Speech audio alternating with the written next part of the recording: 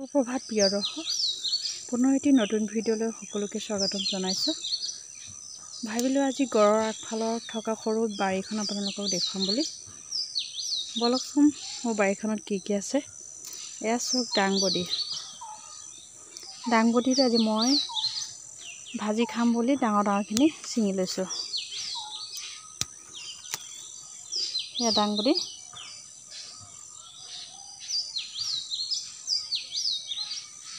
তাৰপিছত এয়া যোৱা বছৰৰ জলকীয়া গছ। এইবছৰ ইমান ধুনীয়াকৈ লাগিছেগৈ, খুব জ্বালা খাবলৈ। আমি জ্বালা বেছিকৈ খাওঁ মিচিং মানুহবিলাকে, সেইকাৰণে জলকীয়া বাৰীটো বেছিকৈ কৰিব লগা হয়। আমাৰ ল'ৰাইতো ভোট জলকীয়া এটা খাই দিয়ে সকলে। এয়া দেখালোঁ জলকীয়া। যোনটো পুলি মই ৰুইছোঁ এনেকুৱাই হয় জলকীয়াবিলাক, এনেকুৱা 12 মাহে লাগি থাকে। কণ বিলাহী লাগি আছে। এইটো পিটিকা কৰি ভাল হয় খালে। তাৰপিছত এইবিলাক আকৌ জলকীয়া পুলি, 12মহীয়া জলকীয়া পুলি। এইখিনিতে প্ৰায় 20-30 জোপামান হ'ব। এয়া চব জলকীয়া পুলি শাৰী শাৰীকৈ মই ৰুই থৈছোঁ। এয়া চাওকচোন।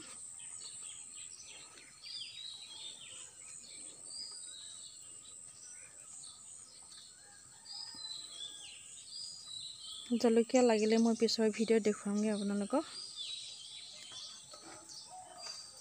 এয়া জিকা বগাইছে আৰু তিয়ঁহ আৰু জিকা একেলগে ৰুইছিলোঁ।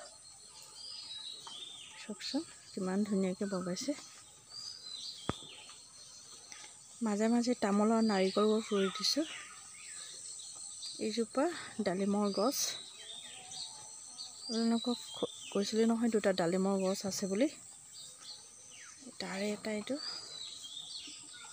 ইয়াৰ জিকা বগাইছে। জিকা আৰু তিয়ঁহ একেলগে লগাইছিলোঁ। জিকা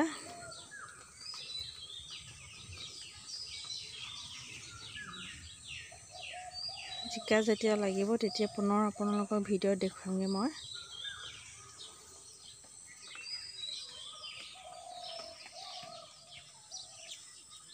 প্ৰিয় দৰ্শক, আজিলৈ সিমানতে আছিলে মোৰ ভিডিঅ'।